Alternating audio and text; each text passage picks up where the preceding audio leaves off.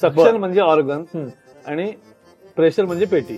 Organ साठी लागणाऱ्या काय काय गोष्टी ज्या आहेत त्या काही बाजारात ऑर्गन तेव्हा स्प्रिंग वायर दे असं इतकं सोपं नाही. रीड मॅन्युफॅक्चरिंगच्या अमेरिकेत एक 4 ते 5 मशीन जमते होते. 1950 कंपनी जेव्हा रोल आउट बंद केली नाही तेव्हा ते सगळं ब्रास वितळून टाकलं, मेल्ट करून टाकलं. त्या दिवशी एमटीपी अनप्लगला ऑर्गन घेऊन विशाल भारद्वाज मध्ये बसलेले, बाकी सगळी अनेक लाखांची वाद्य मागे बसली होती आणि मध्ये आपलं वाद्य घेऊन ते स्वतः वाजवत होते. वा वा वा.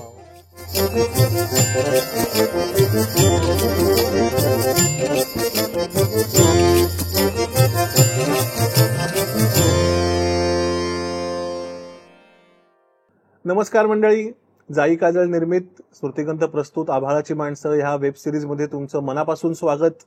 आपण खूप वेळा असं बघतो की एखादी कलाकृती झाल्यानंतर आपण त्याचं कौतुक करतो, परंतु ती कलाकृती किंवा ती वस्तू घडत असताना काय प्रक्रिया मागे घडलेली असते आणि त्या वस्तूच्या मागे ते घडवणारे हात काय असतात ह्याचा बऱ्याचदा आपल्याकडनं विचार केला जात नाही. तर आज आपल्याला भेटायला आलेली व्यक्ती अशीच आहे. महत्वाची गोष्ट म्हणजे कदाचित आभाळाची माणसं या सिरीजमधली सर्वात तरुण व्यक्ती ही असू शकते, परंतु आभाळाची माणसं होण्यासाठी वयाची कुठचीही अट नाहीये, परंतु कर्तृत्वाचा खूप मोठा निकष आहे. तर आपण सगळे स्वागत करूया माझा अतिशय जवळचा मित्र आणि जगातला एकमेव रीड ऑर्गन मॅन्युफॅक्चरर बाळ दाते याचं. बाळ नमस्कार. नमस्कार. एक तर तुझे अगदी मनापासून आभार की तू आभाळाची माणसं आमच्या सिरीज मध्ये वेळात वेळ काढून आलेला आहेस आणि तू एक अशी गोष्ट साध्य करून दाखवलेली आहेस ती माझ्या माहितीप्रमाणे की 1950 साल नंतर कोणी करायचं धारिष्ट केलं नव्हतं, बरोबर आहे? तर मला आधी पहिल्यांदा असं सांग की ऑर्गन, रीड ऑर्गन आपण बनवावं हा विचार तुझ्या मनात पहिला आला कुठून? हा विचार मनात पहिल्यांदा आला असा की माझी सांगीतिक सुरुवात 1993 साली भजनापासून झाली. 12वी पास झाल्यानंतर झाली, तोपर्यंत माझा काय संगीताच्या या क्षेत्राशी काही संबंध नव्हता. बर. म्हणजे कुटुंबामध्ये कोणी काही नाही, मोठा भाऊ पेटीच्या क्लासला जायचा रत्नागिरीला असताना. बरं. पण तशी एवढी माझ्या मनात आवड निर्माण झाली 1993 साली. बरं. तिथून एकटा स्वतःचा अभ्यास करून पेटी वाजवणे, पुस्तकं वाचणे, कॅसेट ऐकणे, बरं, असं उदय गोखलेंच्याकडून थोडं शिकणं सुरुवात झालं. बरं. आणि ते साधारण 8-9 वर्षाचा प्रवास झाला. आकाशवाणीवरची रेकॉर्डिंग वर माझी झाली आणि 2002 साली पहिल्यांदा मी संगीत नाटक बघितलं देवरुखला आणि तिथे ऑर्गन या वाद्याचा पहिल्यांदा आवाज ऐकला मी. अच्छा, म्हणजे तू 2002 पर्यंत ऑर्गन हे वाद्य ऐकलं, प्रत्यक्ष ऐकलंच नव्हतं कधी. कॅसेटमध्ये वाजता हा आवाज ह्या पेटीपेक्षा काहीतरी वेगळा आहे इतकंच मला जाणवत तेव्हा होतं. तर तिथून 2002 साली ऑर्गन वाद्याचा पहिल्यांदा आवाज ऐकला, प्रत्यक्ष जवळून ते वाद्य बघितलं. बरं. आणि तिथून ते वाद्य मिळवायचा प्रयत्न करण्याची सुरुवात झाली. बरं. आणि तिथून हा सगळा पुढचा प्रवास सुरू झाला. पण मला असं तुला विचारायला आवडेल की फॅमिली बॅकग्राऊंड काय आहे तुझं? म्हणजे तुझ्या घरी आई वडील आणि आजी आजोबा हे काय करायचे आणि तुम्ही एकंदर रत्नागिरीपासनं तू 35 किलोमीटर अजून गावात राहतोस, म्हणजे तर मला जरा फॅमिली बॅकग्राऊंड सांग. हा, फॅमिली बॅकग्राऊंड म्हणजे माझे आजोबा तबला वाजवायचे. वडील कोल्हापूरला जेव्हा होते नोकरीला वगैरे तेव्हा ते गाण्याच्या क्लासला ऐकायला वगैरे जायचे, पण परिस्थितीच्या याने ते त्यांना गाणं मिळणं शिकता आलेलं नाही काय, किंवा अशी काय बॅकग्राऊंड फॅमिलीची मोठी संगीत बॅकग्राऊंड काही नाही. बरं. 1945 साली आम्ही आता राहतो त्या ठिकाणी राहायला आलो. म्हणजे कुठे? नवेदर मध्ये. आता नवेदर, बरोबर, आडिवरे नवेदर. 1945 साली राहायला आलो आम्ही आणि तिथून वडिलोपार्जित किराणा मालाचं दुकान आजोबांपासून सुरू केलेलं. ती चालवण्याची जबाबदारी पुढे मी घरी राहणार हे ठरवल्यामुळे माझ्यावर आली. त्यानंतर वडिलांचा इलेक्ट्रिशियनचा व्यवसाय होता, तो माझ्याकडे आला. बरं. त्याच्यामध्ये गावात राहण्यासाठी पूरक व्यवसाय म्हणून ट्रॅक्स चालवणे. हा, म्हणजे भाड्यान गाडी चालवणे हा एक 1993 12वी झाल्यानंतरचा एक व्यवसाय. 1993 ते अगदी 2005 पर्यंतचा एक उदरनिर्वाहाचं साधन म्हणून, बरोबर, तो एक व्यवसाय. असं करता करता मोठा भाऊ रत्नागिरीला कॉलेजला इंजिनिअरिंग शिकायला होता आणि बाकी घरी मी राहायचं ठरवलेलं होतं. त्यामुळे मी घरच्यांनी ठरवलं होतं की मी घरी राहणार आहे, त्यामुळे ऑप्शन माझ्याकडे काय नव्हता. त्यामुळे असं तो सगळे फॅमिली बॅकग्राऊंड मध्ये आहे. पण म्हणजे हे एक प्रकारचं आपण असं म्हणूया की एक रिइन्कार्नेशनच आहे तुझ्या आयुष्यात घडलेलं, की संगीताचा काही संबंध नसताना तू संगीत क्षेत्रामध्ये एवढी मोठी आता कामगिरी करून बसलेला आहेस आणि तू आता ती अजून पुढे वाढवतो पण आहेस. तर आता आपण, मला असं माहिती लोकांना द्यायला आवडेल की रीड ऑर्गन हा नेमका काय प्रकार आहे आणि ह्याचा मुळात शोध कधी लागला, कुठे लागला, हे भारतात कधी आले ऑर्गन सगळे? मुळात हे वाद्य 1795 साली असं डॉक्युमेंट सांगतात की बरं. मॅन्युफॅक्चरिंग द म्यूज म्हणून जे नेड फोनिक्सचं पुस्तक आहे की जे एसटी ऑर्गन कंपनीच्या वरती एक एवढं मोठं चांगलं पुस्तक आहे. एसटी ही ऑर्गन तयार करणारी कंपनी. हा, सांगतो पुढे ते. 1795 साली पहिल्यांदा फ्रान्समध्ये ऑर्ग्यू नावाने हे इन्स्ट्रुमेंट तयार, ऑर्ग्यू असं त्याचं नाव होतं. बरं. त्याच्यानंतर मग ते तिथल्या राजकीय परिस्थितीनुसार तिथे स्थैर्य नसल्यामुळे त्याचं अमेरिकेत तेव्हा क्रांती झाल्यामुळे तिथे स्थैर्य निर्माण झालं होतं अमेरिकेत. आणि साधारण 1810 ते 1835 हा अमेरिकेमध्ये ऑर्गनच्या क्रांतियुग म्हणायला हरकत नाही आपण. 1810 ते 1835 25 वर्ष म्हणजे. हा, साधारण ही अनेक असंख्य कंपन्या, म्हणजे जवळपास माझ्याकडे रॉबर्ट गेदरमनचं एक पुस्तक आहे, त्याच्यामध्ये ऑर्गन बनवल्या जगातल्या कंपन्या, फक्त कंपनीचं नाव, बरं, त्या कंपनी केव्हा सुरू झाली, केव्हा संपली, कंपनीचा ओनर कोण, आणि त्या कंपनीने किती ऑर्गन बनवले, ह्याच्यावर अख्खं पुस्तक, ह्याच्यावर एक पुस्तक आहे माझ्याकडे. बापरे. हा, तर त्याच्यामध्ये अमेरिकेत जवळपास 500 कंपन्या होत्या. अरे बापरे. आणि म्हणजे जे ऑर्गन जगात बनले त्यातले 98% ऑर्गन अमेरिकेत बनलेले आहेत. क्या बात आहे. आणि त्यातली सगळ्यात मोठी लार्जेस्ट म्हणजे दैदीप्यमान आपण ज्याने यश आणि कन्सिस्टन्सी जी ठेवली मॅन्युफॅक्चरिंग मध्ये, अशी एकच कंपनी होती की जॅकॉब एस्टिन साधारण 1835 साली कंपनी सुरू केली. ती 1950 3 पिढ्या ती कंपनी चालली. म्हणजे जवळपास 115 वर्ष ही कंपनी ऑपरेटिव्ह होती. आणि त्या कंपनीने किती साधारण 5 लाख ऑर्गन बनवले. बापरे. आपण असं कॅल्क्युलेशन काढलं तर रोज 15 ऑर्गन कंपनीच्या गेटच्या बाहेर जायचे. रोज 15 ऑर्गन. आणि आज आता तू ऑर्गन बनवतोस, एक ऑर्गन बनवायला किती वेळ लागतो आता? अगदी आमचं 3 महिन्यावर तर तुला ऑर्गन दिला तेव्हाचा वेळ 2014ची गोष्ट होती. बरं. 14-15ची. आता 2024 आहे. तेव्हा 3 महिने 2 महिने लागायचे, आता ते 15 दिवसावर आले. 15 दिवसावर आले. आणि हे दिवसाला 15 ऑर्गन दिवसाला, केवढा फरक आहे त्याच्यामध्ये. आता फारच आहे. आणि 1850 मध्ये 1950 मध्ये कंपनी बंद पडली. कसं झालं, यामा वगैरे यांनी जे इलेक्ट्रॉनिक्स मध्ये जी क्रांती झाली मोठी, त्याच्यामुळे एकाच वाद्यातनं 50 वाद्यांचे आवाज यायला लागले. बरोबर आहे. ही सुरुवात झाली. आणि थोडं या वाद्याचा आकार, साईज आणि ते काय म्हणतात ते माणसांचं काम आहे, लेबर वर्क. Labour work. आणि त्या सगळ्या गोष्टी हळू नव्याचं आकर्षण सगळ्याला असतं. अगदी बरोबर. तसंच ते त्या कीबोर्डकडे लोक वळली. पण मग असं पण असेल का रे बाळ, की जसं व्हायलिनसाठी किंवा चेलोसाठी या प्रकारच्या काही सिम्फनीज बनवल्या गेल्या, म्हणजे त्या आज नाही 400-400 वर्ष जुन्या बनवलेल्या आहेत, तसं ह्या ऑर्गनसाठी किंवा हार्मोनियमसाठी सुद्धा त्यांच्याकडे असं काही म्युझिक बनवल्याचे काही रेकॉर्ड रेकॉर्ड आहेत माझ्याकडे. मी तुम्हाला किंवा मी आपला मित्र सत्यजित प्रभूला सांगितलंय की माझ्याकडे आहे सगळे. बरं. हे तुला मी तू हे वाद्य जास्तीत जास्त लोकांपर्यंत पोहोचवायला पाहिजे. कारण ते काम करतो असं मी त्याला मागे बोललो होतो. आणि तर त्या दृष्टीने आपण पण प्रयत्न करूया. अगदी नक्की करूया. मला आवडेलच वाजवायला. तर मग आता 1950 मध्ये ही कंपनी बंद पडली आणि त्याच्यानंतर मग ऑर्गन मॅन्युफॅक्चरिंगच जगातलं बंद पडलं का पूर्ण? म्हणजे ही एस्टा ही शेवटची कंपनी? हो, येस, शेवटची कंपनी जवळपास. मग भारतात हे ऑर्गन कधी आले?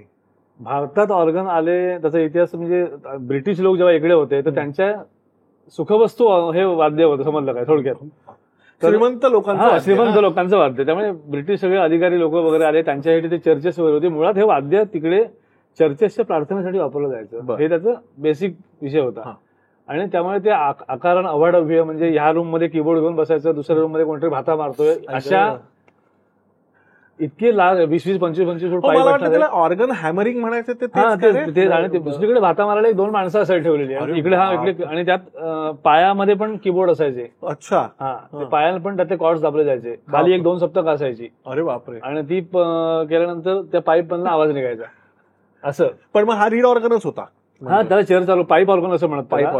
2-3 फंक्शन त्यात एका वेळेस व्हायची. अच्छा. पण म्हणजे हा फिक्स्ड होता की हा हलवता, ट्रान्सपोर्टेबल नव्हता. ट्रान्सपोर्टेबल नाही. अच्छा. आणि मग रीड ऑर्गन झाले हे सगळे ट्रान्सपोर्टेबल. नंतर कसं झालं, थोडी उत्क्रांती अशी होत जाते वाद्यामध्ये. पेटीमध्ये कशी सुरुवातीला पायपेटी, तू जालूच्या पेटीमध्ये सांगतो हातपेटी आपल्याकडे हुशार माणसांनी त्यांना प्रश्न पडणं ही गोष्ट चांगली आहे. खरंय. तसाच तो विषय की ते जास्तीत जास्त युजर फ्रेंडली कसं होत जाईल याचा विचार केला गेला लोकांनी. आणि 1835 पासून जेव्हा 1915 ते 18 साधारण दुसरं पहिलं महायुद्ध झालं, तेव्हा मग सैनिकांचं मानसिक धैर्य वगैरे वाढण्यासाठी असे एक कन्सेप्ट आले की त्यांना पण म्युझिक ऐकवलं गेलं पाहिजे. अच्छा. आणि हे डॉक्युमेंटेशन आहेत, मी माझ्या मनाचं काही सांगत नाही. तर त्याच्या दृष्टीने ते हळू फोल्डिंग ऑर्गनकडे यायला लागलं. तोपर्यंत स्टँडिंग ऑर्गन होतं. Standing organ. आणि ते नेणं आणणं भरपूर कटकटीचा विषय होता. मग ते हळूहळू फोल्डिंगकडे यायला लागला विषय. एसटी स्टाईल्स 2 वगैरे असं त्याला म्हणतात. तेव्हा एसटी कंपनीने त्यांना सुरुवात केली पहिल्यांदा फोल्डिंग ऑर्गन म्हणून. मासोन आणि हॅमलिन आहे, भरपूर कंपन्या आहेत, किंवा इंग्लंडमधली इम्पिरियल कंपनी आहे. तर अशा काही कंपन्यांनी ते हळूहळू सुरू केलं आणि तिथून तो ऑर्गन म्हणून तो 1905च्या आसपास, तुला तो माहिती आहे किस्सा. नाही, मला वाटतं तू लोकांना तो सांगावास, आपल्या रसिकांना तो आवडेल किस्सा ऐकायला. की बालगंधर्व आला कसा आपल्या भारतामध्ये. तर रंगीत रंग म्हणजे डॉक्युमेंटेशन तसं कुठे लिहिलेलं नाहीये, पण चर्चा आणि जुन्या लोकांकडून समजलेली बातमी अशी की सयाजीराव गायकवाड बडोद्याचे जे आहे होते, त्याने बालगंधर्वांना पहिला ऑर्गन गिफ्ट म्हणून दिला. बरं. आणि तिथून तो आपल्या मराठी रंगभूमीला, म्हणजे माझ्या रेफरन्स प्रमाणे संगीत शारदाचा प्रयोग होता तो, आणि त्या दिवशी त्या वेळेला पहिल्यांदा तो ऑर्गन वापरला गेला. आणि आपल्याकडे तर संगीत रंगभूमी आणि ऑर्गन असं आता ते घट्ट नातं जमलेलं आहे. आणि तेव्हा तर तेव्हाचे लोक गाण्याचे पट्टी 2-2, 3-3 ऑर्गन एकदम वाजायचे, 2 नुसते दोन सूर धरायला आतमध्ये काम करायला. पण आता साधारणपणे आपण जर बघितलं ना बाहेर, तर सर्वसामान्य रसिकांना हा फरक लक्षात येत नाही की ऑर्गन काय आणि पेटी काय. म्हणजे दिसायला दोन्ही वाद्य सारखीच दिसतात. म्हणजे पेटी असं आपण म्हणू शकतो की ऑर्गनचं छोटं स्वरूप आहे, ऑर्गन दिसायला अजून थोडासा मोठा असतो. तर या दोन वाद्यांमध्ये नेमका काय फरक आहे? सायंटिफिकली बोलायचं झालं तर एकाचं प्रिन्सिपल आहे सक्शन आणि दुसऱ्याचं आहे प्रेशर. सक्शन म्हणजे ऑर्गन आणि प्रेशर म्हणजे पेटी.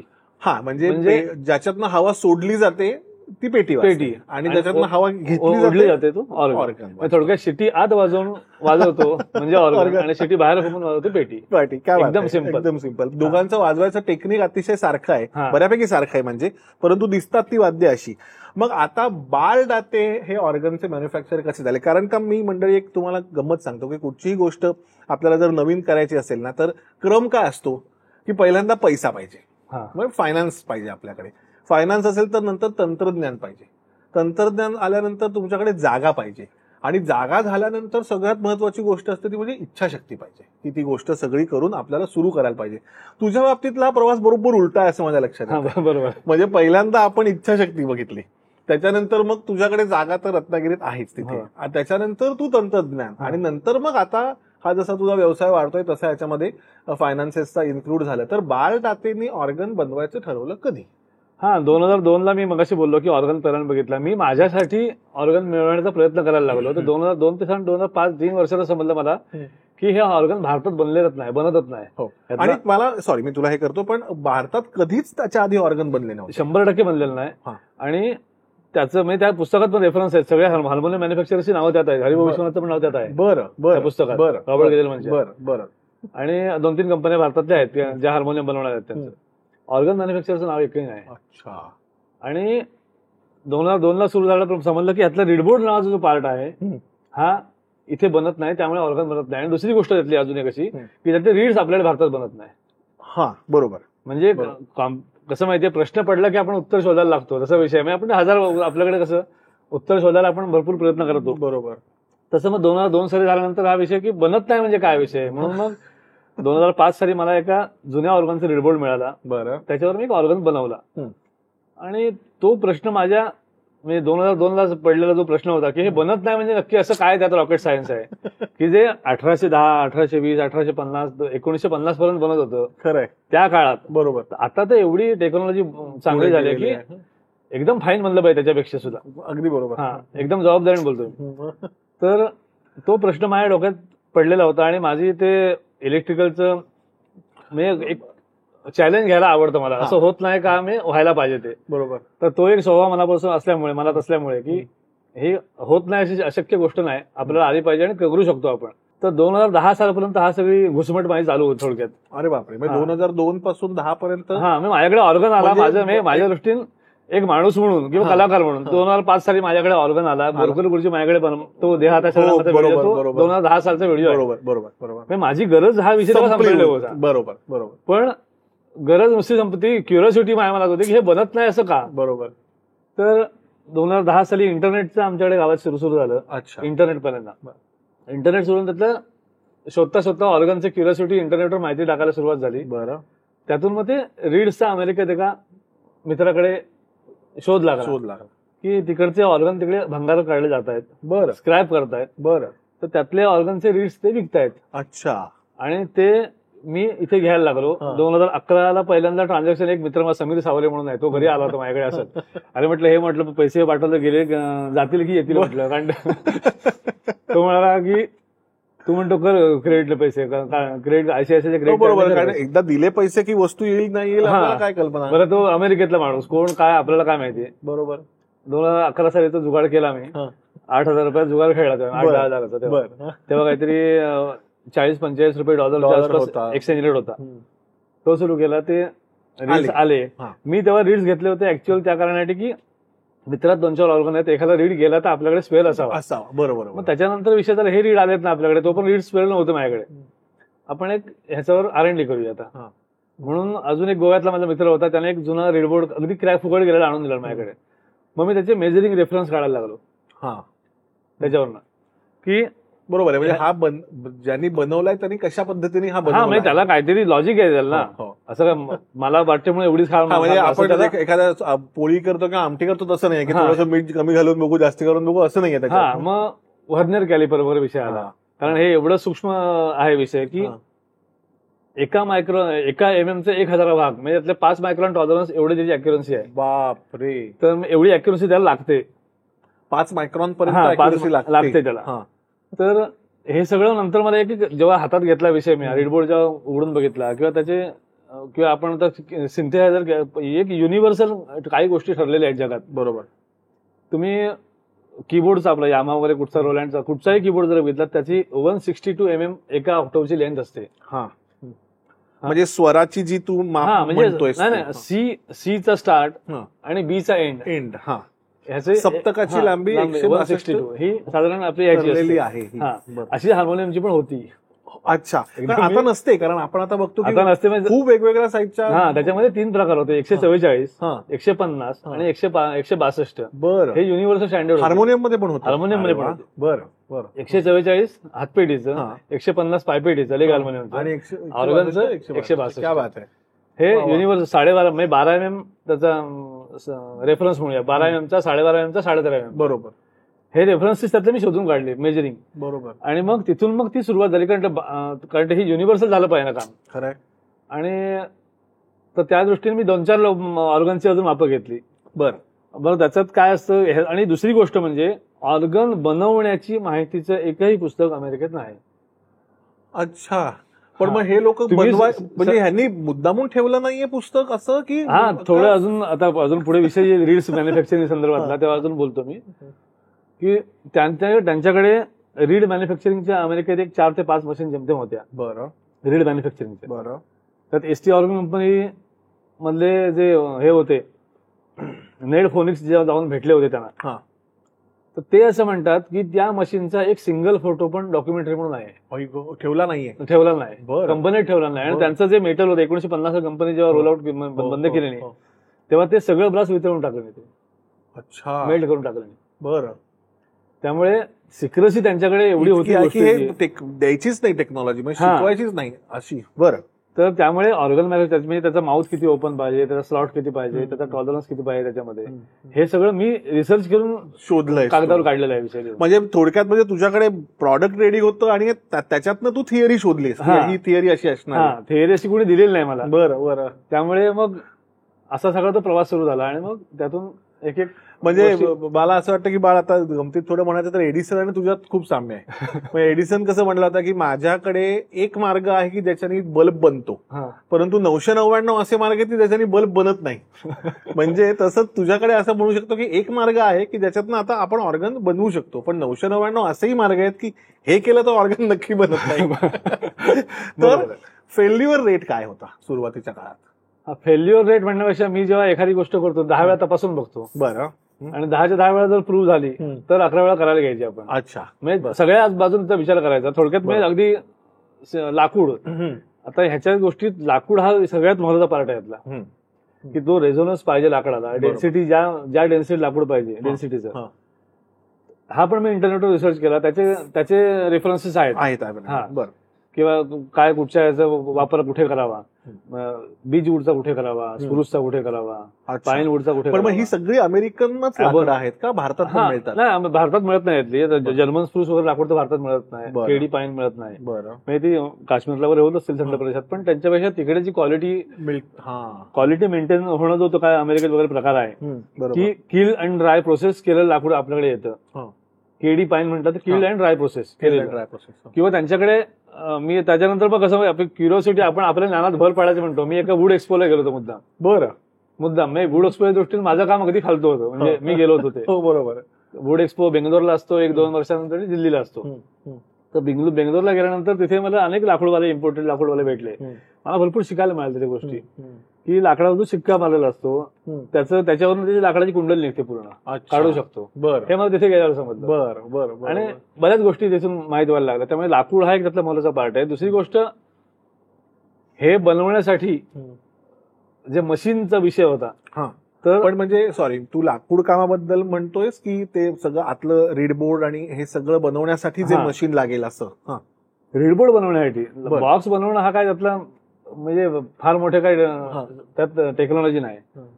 ते रीडबोर्ड आणि रीड आपण आत घालतो, तो आत गेल्यानंतर साईडने हवा त्याच्या गेली नाही पाहिजे. बरोबर. एवढं त्याच्यावर हवा कॉन्सन्ट्रेट झाली पाहिजे त्या टंग वर त्याच्या, आणि तो ट्युनिंग करायला बाहेर आला पण पाहिजे. म्हणजे तो त्याचा तू ते टॉलरन्स म्हटलं 5 मायक्रॉन टॉलरन्स त्याच्यासाठी म्हटलं मी तो. म्हणजे मंडळी, मी तुम्हाला थोडंसं सोपं करून सांगतो की लाकडाची जी जागा असते ज्याच्यामध्ये तो रीड जाऊन बसतो, ती जागा आणि हा मेटलचा रीड ह्याच्यामधलं अंतर 5 मायक्रॉन पाहिजे फक्त. एवढं हातान करणं शक्यच नाही विषय. बरोबर आहे. म्हणजे हे इतकी अॅक्युरसी, 5 मायक्रॉन एवढी अॅक्युरसी हातान करणं हे पॉसिबलच नाही. पण मी आपलं सहज उत्सुकता म्हणून विचारतो, मला 5 मायक्रॉन हा आकडा कुठून आला? म्हणजे 8 मायक्रॉन का नाही, 10 मायक्रॉन का नाही, किंवा 2 मायक्रॉन का नाही? नाही, तो स्वर तिथे आत रिडिंग जेव्हा रिडिंग डायल असते जी मिलिंग मशीन, आता हे आपल्याला डिजिटल आले किंवा जे व्हर्नियर कॅलिपर आले सगळे डिजिटल मध्ये आले. पण ज्या मिलिंग मशीन पूर्वीपासून ज्या होत्या त्यांना 5 मायक्रॉनचा स्लॉट होता. तरी डायल गेज असते ना, ती 5 मायक्रॉन पुढे चालते. ती युजर फ्रेंडली ना वापरायला. म्हणजे ते सारखं त्या मशीनिस्टला सांगायला नको, 5 मायक्रॉन ठेवायचं आहे. बरोबर. कारण हवा लीक व्हायची असेल तर ती 10 मायक्रॉन मधनं पण होईल, 5 मधनं पण होईल, असं पण नाही. असं नाही, लाकडाची एक आकुंचन प्रसरण व्हायची ही असते. प्रत्येक लाकडाची एक गुणधर्म असतो, त्या हिशोबाने ते ठरवलेले आहे. अच्छा.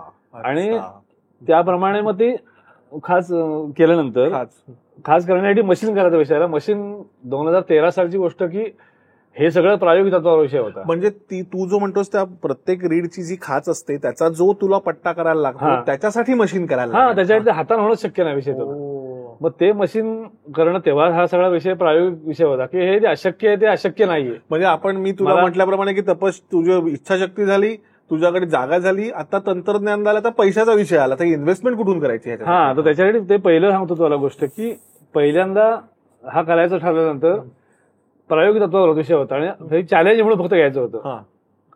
नवीन ऑर्गन बनवायचे भरपूर असं कन्सेप्ट अजिबात ऍब्सोल्युटली मनात नव्हती. हे अशक्य नाही, हे करता येतं, एवढाच त्यातला उद्देश होता, बाकी नाही काय. फक्त चॅलेंज घेतलं होतं, मला हे करून दाखवायचं. तर त्याच्यासाठी ते मशीन सुद्धा लाकडाच्या एक्स आणि वाय ऍक्सिस, म्हणजे मशीनच्या भाषेत बोलतात एक्स आणि वाय ऍक्सिस ट्रॅव्हल त्याचा, आणि व्हर्टिकल हे एक्स वाय झेड जरा ऍक्सिस असं म्हणतात. बरोबर. थोडक्यात पुढे मागे आणि वर खाली थोडक्यात. बरोबर. येस. तर त्याचं मशीन सुद्धा मी पहिल्यांदा लाकडामध्ये बनवलं. अच्छा. त्याच्यावरती 5 ऑर्गन बनवले आपण.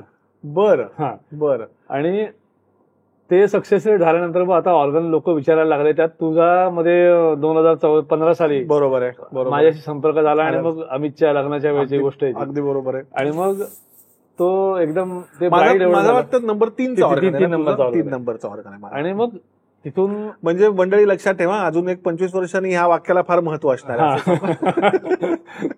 तर त्यानंतर मग ते ऑर्गन झाल्यानंतर मग रीड्स घेण्यासाठी आता हे करायचं, आता करूया, सुरुवात करायला हरकत नाही, असं एका स्टेजला विषय आला. हे आता करायला हरकत नाही. तेव्हा काही चांगले वाईट लोक सगळेच बोलतात की ऑर्गन एवढे लोक किती घेणार आहेत, एवढं वर्कशॉप बांधून एवढं मशिनरी. आता मशिनरीचा विषय, तर पैशाचा विषय आला म्हणून सांगतो, की एक ऑर्गन घरी आणून ठेवलेलं, घरी वाजवत होतो. तुला जुनं घर माहिती आहे? हो.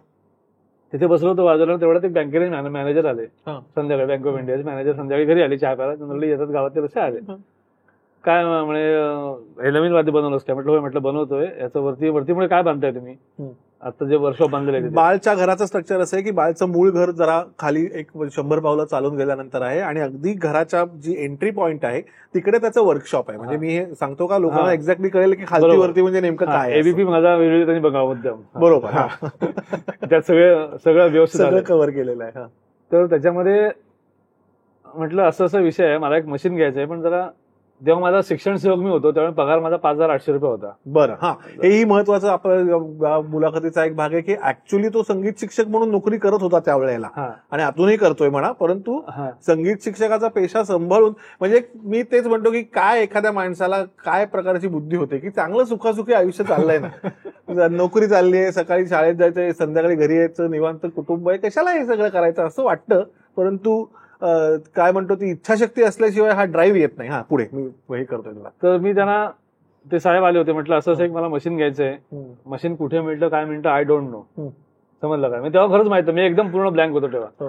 पण आयुष्यात मला माणसं भेटली ना, ती फार मोठी माणसं भेटली आणि अगदी निश्चिम प्रेम करणारी भेटली या क्षेत्रात. मला ज्या ज्या लोकांनी मदत केली नाही ते, त्यामुळे एकदम माझं काम भरपूर सोपं झालं.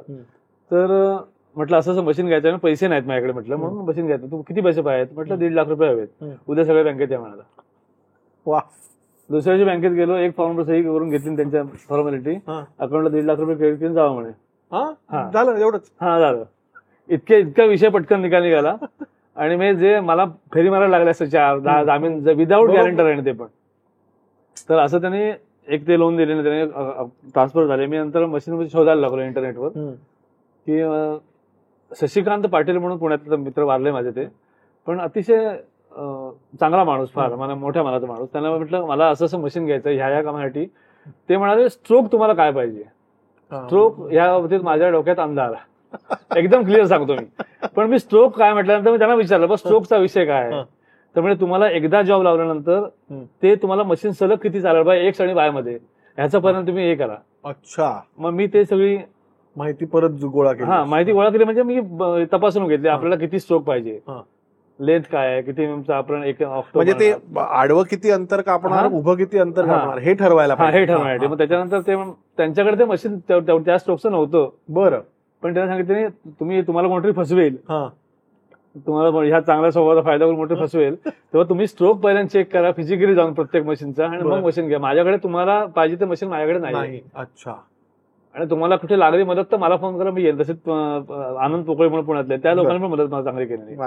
आणि मग अगदी योगायोग गोष्ट सांगतो की ते मशीन घेण्यासाठी मी 2 दिवस अगदी पिरंगुट, MIDC, तुमचे ठाण्याचे इथे रबाळे मध्ये यायचे.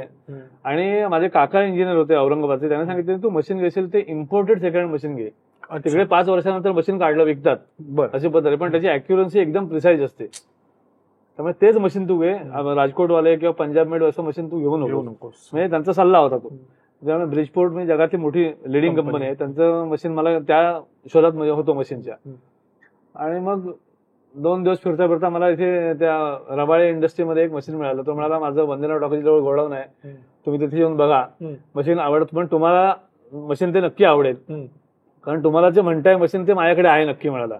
मी रबाळ्यातनं मी मत्स्यगंधा एक्सप्रेस घरी जायला निघालो, आता मशीन मिळत नाही म्हणून. त्याने सांगितलं तुम्ही इच्छाशक्ती आपली म्हणतो ना की किती स्ट्रॉंग असली की होतं काम होतं. तो म्हणाला मी रबाळ्यातनं तुम्हाला माझ्या कारने घेऊन जातो वंदना टॉकीजला, बरं, आणि तुम्हाला जर आवडला नाही, आवडो न आवडो, तुम्हाला मी पनवेलला नेऊन सोडेन म्हणाला. अच्छा. वा. ते पण मंडणगडचे होते. बरं. त्यामुळे ओळख झाली. आलो आम्ही परत वंदना टॉकीज जवळ, मशीन बघितलं. पण म्हणतो ना आपण टेस्ट किती कशा असतात घ्यायच्या, लोक परमेश्वर टेस्ट कशी घेतो. वंदना टॉकीजला मशीन घेतलं, स्ट्रोक बी सगळं झालं ओके. ते गाडीतनं अनलोड केलं होतं कंटेनर मध्ये. बरं. तो मला माझ्याकडे इथे लाईट नाही टेस्ट करायला, चालू आहे की नाही हेच माहिती नाही. तर जसं जर्मनीतलं मशीन आलं होतं तसं त्याकडे उतरलेलं होतं. मला हे मशीन माझ्याकडे इथे वेअर हाऊसला लाईट नाही, काय करूया. अरे बापरे. आणि ते म्हणाले त्याने 2.5 लाख रुपये किंमत सांगितली. म्हटलं मी एका वाक्यात सांगितलं माझ्याकडे 1,50,000 रुपये आहेत, मला 5,000 10 असं काय करायचं नाही, होत असेल तर इथे लगेच विषय संपवूया म्हटलं. बरोबर. आणि लाईट नाही ना, हे माझं नशीब आणि मी आणि मशीन ते. आणि तू घेऊन आलास मशीन ते? हा, मी त्यांना तिथे चेक दिला लगेच जागेवर. मशीन लोड केलं, घरी घेऊन गेलो. घरी गेलं, लाईट सप्लाय लावून बघितला, मग ते मशीन चालू झालं. त्यात किरकोळ इलेक्ट्रिकल फील्ड माझा असल्यामुळे ते मेंटेनन्स वगैरे विषय केलास तू. हा, अनायासे सुरू झाला आणि तिथून तो मॅन्युफॅक्चरिंगचा एक वेगळा प्रवास थोडा सुरू झाला तिथून. क्या बात आहे. म्हणजे मला असं आवडेल म्हणाला की बाळ की तू एक प्रकारचा ट्रेंड सेटर आहेस, की जी इंडस्ट्रीच नाहीये खरं म्हणजे आपण ज्याला व्यवसाय म्हणूच शकत नाही अशी अपॉर्च्युनिटी क्रिएट करण्याचं खूप मोठं काम भगवंताने तुझ्याकडनं करून घेतलं असं म्हणायला हरकत नाही. आता मला सांग की ऑर्गनचा आपण जो वापर करतो म्हणजे ज्या संगीतामध्ये वापर केला जातो ते प्रामुख्याने आपण फक्त अभंग आणि नाट्यसंगीत याच झोनमध्ये सध्या ऑर्गन एवढी वर्ष ऐकलाय म्हणजे. बरोबर. त्याच्यापेक्षा काही वेगळ्या पद्धतीचा ऑर्गनचा वापर भारतात किंवा इव्हन तू जे ऑर्गन बनवलेस त्यांचा काही अशा वेगळ्या पद्धतीचा वापर झालाय का? झालाय वापर. 2018 की 19 सालची गोष्ट असेल वाटतं. असंच आपले संगीत दिग्दर्शक आणि निर्माते विशालजी भारद्वाज यांचा संपर्क झाला माझ्याशी आणि त्याने म्हणाले की मला MTV अनप्लग या कार्यक्रमात मला ऑर्गन वाजवायचं आहे. बरं. आणि मला तुमच्याकडनं ऑर्गन हवाय. वा, क्या बात आहे. आणि मी लिटरली सांगतो की त्या दिवशी MTV अनप्लगला ऑर्गन घेऊन विशाल भारद्वाज मध्ये बसलेले. क्या बात आहे. आता रशीद खान साईडला बसलेले, विश्वमोहन भट, पंडित विश्वमोहन भट हे पण सगळे होते. अशी सगळी रेखा भारद्वाज होते. अशा सगळ्यांनी त्या ऑर्गनवर साईडला एकत्र बसून आणि बाकी सगळी अनेक लाखांची वाद्य मागे बसली होती आणि मध्ये आपलं वाद्य घेऊन ते स्वतः वाजवत होते. फार मोठं. आणि त्यामुळे फिल्म इंडस्ट्रीमध्ये त्यांच्या गाण्यामध्ये आता तो ऑर्गन वाजवला जातोय. आपल्याला नक्की माहित नाही मला नक्की. बरोबर. पण ते वापर करतात आता इंडस्ट्रीमध्ये ऑर्गनचा वापर व्हायला लागला. आणि मी तुला मगाशी म्हटल्याप्रमाणे की ते जे वेस्टर्न म्युझिक लिहिलेलं आहे ऑर्गनवरचं तसं आपल्याकडे भारतीय म्युझिक काही लिहिलेलं नाहीये ना मला वाटतं ऑर्गनवरचं. ती जबाबदारी कोणीतरी घ्यायला पाहिजे असं मला वाटतं आता. तुझ्यासारख्या माणसांनी घ्यायला. हा, मी पण प्रयत्न करीन. पण बघूया, आपण नक्कीच त्याच्यावर काहीतरी करूया.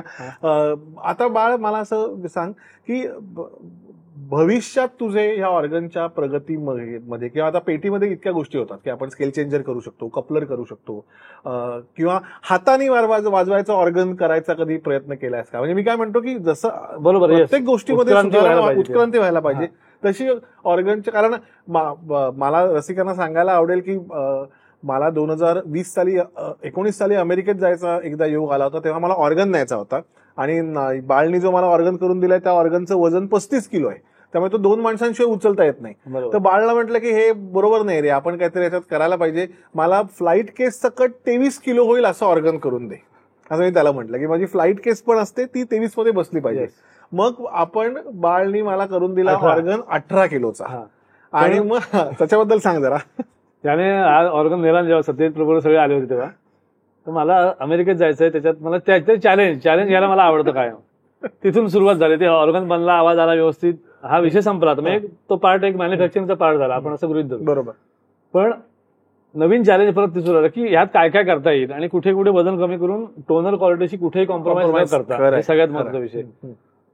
करता करता सुरू झाला तो तुझा ऑर्गन पर्यंत 18 किलो झाला. 18 किलो 200चा वर्ग. फोटो काढून पाठवलेला, माझ्याकडे टाक्यावर ठेवून फोटो काढून पाठवला होता. आणि 4 किलोची फ्लाईट असं म्हणतो 25 किलोचं होईल.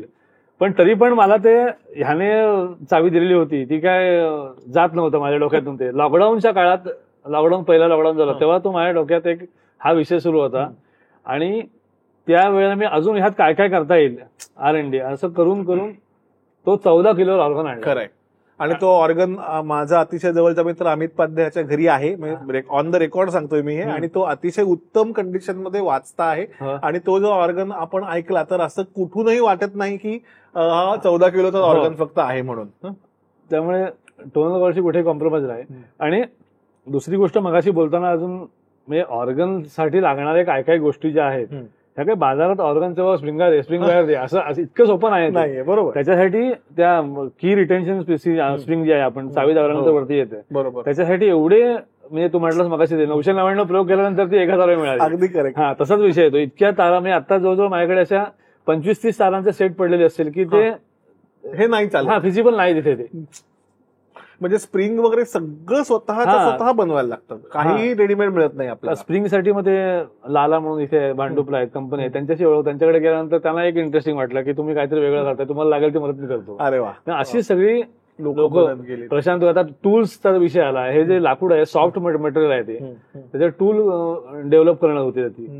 तर ही काही बाजारात टूल तयार मिळत नाही, त्याला रेडियस असतो चेंबरला वगैरे. तर ती आपल्याला तयार करून घ्यायला लागतात. मग त्याचं डिझाईन करणं. मग प्रशांत गोरे म्हणून मित्र आहे माझा नाशिकचा, तो मेकॅनिकल इंजिनियर आहे. बर. मग त्याने जरा मदत करून किंवा असं ऑटोकॅड डिझाईन त्याच्याकडनं करून घेऊन किंवा दुसऱ्याकडनं बनवून घ्यायची किंवा स्वतः काही वेळेला इथे घाटकोपरला येऊन ती टूल बनवून घेऊन जायची. मग ती फेल झाली की परत यायचं. असे सगळे ते R&D करण्यातच पहिली 2-2.5 वर्ष गेली. आणि त्याच्यानंतर एक ती स्टेबल लाईन आली की बा काय वापरल्यानंतर काय म्हणजे आता ते थोडं किंवा अल्युमिनियमचे आपण की जेव्हा दाबतो त्या पूर्वीच्या ऑर्गनला लाकडी स्टंप असायचे. बरोबर. हा तर पिटमॅन म्हणतात त्याला त्यांच्या अमेरिकन भाषेमध्ये. तर ते करताना मग त्याला किंवा त्याच्या खाली पॅलेट असतात. त्या पॅलेटला पूर्वी ते त्यांचे अमेरिकेतले लोक ब्रासची हे वापरायचे, स्टड वापरायचे. पण आता आपण एसएस वापरतोय. ते पिटमॅन आहे ते आपण अल्युमिनियम वापरतो. अल्युमिनियम सुरुवातीला कुठे मिळतं आपल्याला माहित नाही, मार्केट नाही. मग लिटरली आपण जे कपडे हँगर अल्युमिनियमचे घेतो ते सरळ करायचे आणि त्याच्या तारा वापरायच्या, कट करून वापरायच्या. असं करायचं. त्याला नंतर मार्केटला आल्यानंतर एक गोष्ट उलगडायला लागतो. मार्केटला गुलालवाडी जवळ मोठं मार्केट आहे. ते आपल्याला काय पाहिजे हे आपल्याला माहित पाहिजे. बरोबर. मग त्या मार्केटमध्ये आपण जाऊ शकतो. मग तिथे मग अखंड रॉड मिळतात बाजारामध्ये ही जाणीव व्हायला लागली. मग तिथून तसं आजपर्यंत किती आतापर्यंत ऑर्गन बनवून झाले ते बाळा? साधारण 130 ऑर्गन आतापर्यंत बनलेले. आणि आता मी असं विचारेन की एखाद्या मुलाने असं ठरवलं की आता नाही मला आता ऑर्गन मॅन्युफॅक्चरर्स व्हायचंय, तर इंडस्ट्री म्हणून तू हा व्यवसाय आधी होऊ शकतो का? आणि जर व्यवसाय होणार असेल तर इंडस्ट्री म्हणून तू याच्याकडे कशा दृष्टीने बघशील? हा इंडस्ट्री म्हणून नक्की होऊ शकतो व्यवसाय. कारण आज मी एकटा फक्त बनवतोय. बरोबर. आणि आतापर्यंत आज या 10 वर्षात जवळपास प्रवासात एकदाही माझ्याकडे ऑर्गन तयार कायम लोक वेटिंगला असतात. हा त्यामुळे म्हणजे कस्टमर कायम वेटिंगला आहे आतापर्यंत. त्यामुळे हा व्यवसाय नक्की होऊ शकेल. आणि अनेक हे वाद्याबद्दल लोकांना माहिती फार कमी आहे. त्यामुळे त्या वाद्याचा प्रसार होणं सगळ्यात जास्त महत्वाचं आहे. अमेरिकेत सुद्धा इथून लोक अजून त्याच्याबद्दल प्रचंड क्युरिओसिटी आहे त्या वाद्याबद्दल. मी परवा गेल्या सप्टेंबरला G20 सबमिटला गेलो होतो. तिथे जवळपास भारतातले 78 चांगले कलाकार आलेले होते. तर तिथे परफॉर्मन्स करायला गेलं असताना ते वाद्याबद्दल एवढं लोकांना अट्रॅक्शन की सगळे जोतो येऊन वाजून बघायला लागला आणि हे किती मेलोडियस वाजतं. हा असं त्यांना एक क्युरिओसिटी त्याला पण होत्या इन्स्ट्रुमेंट बद्दल. म्हणजे त्यामुळे बाकी बरीचशी सगळी स्ट्रिंग इन्स्ट्रुमेंट ही हाय पिचला वाजतात जनरली ना. आणि हे एकदम लो पिचला वाजतात. त्यामुळे एकदम मनाला आवडतं वाद्य ते. त्यामुळे असा एक विषय. त्यामुळे ऑर्गन हा व्यवसाय नक्की होऊ शकतो. फक्त ते अजून त्याचा प्रसार व्हायला पाहिजे. आणि दुसरा मागाचा विषय की त्याच्यातलं उत्क्रांती पेटी जसा प्रवास झाला तर त्याच्याबद्दल पण माझा एक ह्या गोष्टीवर 5-6 वर्ष रिसर्च चालू आहे की ते बसून पण वाजवता आलं पाहिजे. बसून 2 हातांनी वाजवता आलं पाहिजे. हे एक माझं मी चॅलेंज म्हणून घेतलेलं आहे. ते आता यश कधी येतं त्याप्रमाणे येईल. ते त्या पहिल्या यशाला 8 वर्ष लागले, याला पण कदाचित लागू शकतील. त्यामुळे ठीक आहे, प्रयत्न आपण नक्की करतो. बरोबर आहे. नाही आणि हात पेटी सारखा जर हात ऑर्गन तुझ्याकडनं जर झाला तर खरंच ऑर्गनच्या विश्वात ती खूप मोठी क्रांती असेल. कारण त्याने एक पोर्टेबिलिटी हा एक विषय त्यातला सॉर्ट होईल. आणि दुसरं म्हणजे ज्या लोकांना पेटी वाजवता येते त्यांना सहज ऑर्गन वाजवण्याचा आनंद घेता येईल. नाही तर होतं कसं की ऑर्गन वाजवताना डाव्या हाताने काय करायचा हा मोठा प्रश्न पडतो. तर तसं नाही होणार. त्यामुळे लवकरात लवकर तुला हे यश मिळव अशी सगळ्यांच्या तर्फे मी इच्छा व्यक्त करतो. बाळ, आतापर्यंत कोणी तुला कौतुकाची थाप पाठीवर दिली आहे? आणि विशेष करून जसं तू मगाशी म्हटलास की अमेरिकेतनं आपल्याला काही तुला डॉक्युमेंट्स मिळाले नाही, परंतु ज्या देशामध्ये जवळपास 5 लाखाहून जास्ती ऑर्गन आतापर्यंत मॅन्युफॅक्चर झाले असतील त्या देशातनं तुला काही आतापर्यंत अशी मदत आली का? किंवा मार्गदर्शन मिळालं का? मार्गदर्शन कौतुकाची थाप असा विषय आला म्हणून सांगतो मी. अगदी मन मोकळेपणे सांगतो. पहिल्यांदा कौतुकाची थाप आदित्यजी आहे. अरे नाही, खरीच गोष्ट आहे ही.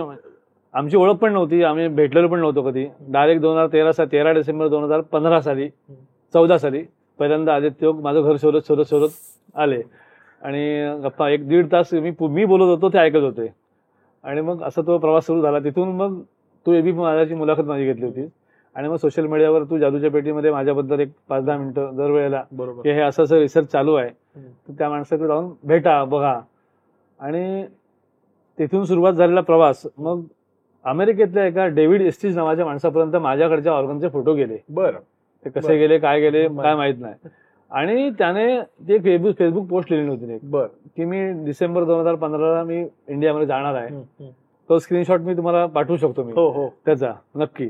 आणि त्याचं नाव वगैरे माझं काय माहिती नव्हतं. त्याने असा एक माणूस इंडियामध्ये कोणतरी मॅन्युफॅक्चरिंग करतो, तर अमेरिकन स्टाईलमध्ये ऑर्गन आहे ते. त्याने कंपनीचं ST लिहिलेलं आहे का, ST स्टाईल्स 2 म्हणून. आणि त्या माणसाला जाऊन भेटायचा प्रयत्न करणार आहे. आणि त्याप्रमाणे तो माणूस माझ्याकडे घरी येऊन आला. गेला, भेटून गेला.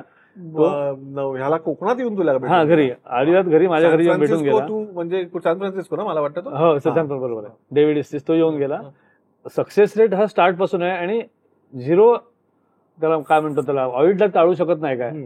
आणि एवढी उत्तम क्वालिटीचा ऑर्गन म्हणून तो, त्याला वाटलं असेल साधारण ऑर्गन सारखं दिसणारं वाद्य असेल असं त्याची अपेक्षा होती. पण तो इथे आल्यानंतर एकदम शॉक झाला आणि मिटिक्युलस अटेन्शन म्हणतो आपण, जेव्हा इतके बारकाईने ते केलेलं आहे याचं कळल्यानंतर त्याने अमेरिकेत जाऊन रीड ऑर्गन सोसायटी जी अमेरिकेतली आहे आणि वर्ल्ड वाईड जी ऑर्गन आहे त्यांच्याकडे त्याने सांगितलं की अशा माणसाचं एक तुम्ही आर्टिकल पब्लिश करायला हरकत नाही. मग त्यातल्या त्यांच्या एडिटरचा मला मेल आला की तुम्ही तुमच्याबद्दलची माहिती डिटेल, नो लिमिट, सगळे फोटोग्राफ सगळं पाठवा. आणि एप्रिल 2017 साली आणि युरोपमध्ये आणि अमेरिकेमध्ये इन्क्लुडिंग फ्रंट पेज 9 पानाची स्टोरी पब्लिश झाली अमेरिकेत. आणि तिथून तो प्रवास, त्यानंतर नेड फोनिक्स नावाचे, आता ज्याचं वय जवळजवळ आता 85-86 वगैरे असेल आता, त्यांच्याशी डेव्हिड इस्टिसने माझा कॉन्टॅक्ट करून दिला. आणि मग त्याने सांगितलं की रीड्स मॅन्युफॅक्चरिंग हा विषय माझ्या डोक्यात अजून तो पण एक विषय चालू आहे. तर त्यासाठी माझं जे काय रिसर्च प्रशांत गोरेने मी करतोय, तर तो जो काय आमचा रिसर्च चालू होता त्याच्यासाठी लागणारी माहिती होती. त्याने म्हणाला की मी 1980 साली जी 50 साली कंपनी बंद पडली, एसटी ऑर्गन कंपनी, तिथल्या फोरमन, रीड मेकिंगचे फोरमन होता, त्याच्याशी बसून बोलून माउथ टू माउथ जी माहिती घेतली ती मी करणार होतो. माझ्याकडनं ते राहिलं, पण ही कोणतरी माणूस चांगला काम करतोय आणि हे संस्कृती पुढे टिकवण्याचा प्रयत्न करतो, त्या माणसाला मी हँडओव्हर, त्याने मला मेल केला आणि एक डिटेल आणि सगळी माहिती हँडओव्हर, आणि कुठची अपेक्षा नाही. हा, नाही, खूपच मोठं बाळ आहे असं मी म्हणेन. आणि मंडळी, मी तुम्हाला अगदी अभिमानाने ही गोष्ट सांगेन की आपण काय करतो ह्याचा आपण कुठे जन्माला आलो याच्याशी काही संबंध नसतो. महत्वाची गोष्ट, आपल्याला इच्छाशक्ती असणं अतिशय महत्वाचं आहे आणि त्या गोष्टीच्या मागे वेड्यासारखं लागणं ही दुसरी अतिशय महत्वाची गोष्ट आहे. त्यामुळे बाळ, तुझं खरंच मनापासून अभिनंदन की तू इतकं मोठं काम करतोयस, ज्याच्यामुळे आज जगातला तू एकमेव रीड ऑर्गन मॅन्युफॅक्चरर आहेस. हे रीड ऑर्गन सोसायटीने पण सर्टिफाय तुला केलेलं आहे. आणि ह्याच्यात ऑर्गनमध्ये अजून जितकी प्रगती शक्य आहे तितकी तुझ्या हातनं प्रगती व्हावी. आणि ऑर्गन या वाद्याचं नशीब फळफळलं असं आपण म्हणू शकतो तुझ्यामुळे, तर अजून फळफळावं आणि आम्हाला खूप छान छान ऑर्गन तुझ्याकडनं तयार करून मिळावेत आणि ते वाजवण्याचं भाग्य आम्हाला मिळावं अशी मी परमेश्वर चरणी प्रार्थना करतो. आणि आज वेळात वेळ काढून तू इथे आलास त्याबद्दल तुझे मनापासून आभार. स्मृतिगंध आणि जाई काजलच्या सर्व परिवारातर्फे तुला एक छोटीशी भेट देतो.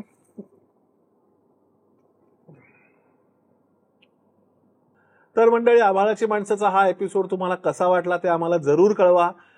तुमच्या प्रतिक्रियांची आम्ही वाट बघतोय आणि ह्यासारखे अजून खूप एपिसोड तुम्हाला बघायचे आहेत तर तुमच्या कुटुंबियांना, मित्रांना हे जरूर शेअर करा, ही जरूर माहिती पोचवा.